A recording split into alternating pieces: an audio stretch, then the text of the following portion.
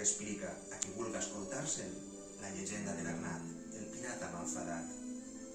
A continuació, venen les aventures i desventures del nostre protagonista, repartides en capítols breus, diversos i dinàmics, on podreu trobar moments de felicitat i altres d'angoixa, victòries i derrotes, amistat i traïció, solidaritat i egoisme, acció, desesperança, por, humor, amor i sentiments de tota mena.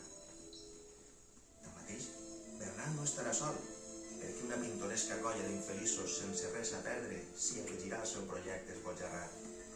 El senyor Tort, el senyor Goig i el senyor Guiu, a més del cuiner Grumoll, el doctor Escalpel, el timoner Crec, el fuster Fus, el part Bemoll, el contramestre Bou, els bessons Rull i el jovencell Oriol.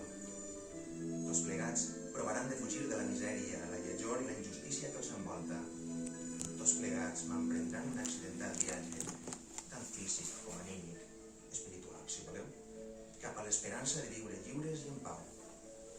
I al final, potser s'acaba bé, potser s'acaba mal, però el que és ben segur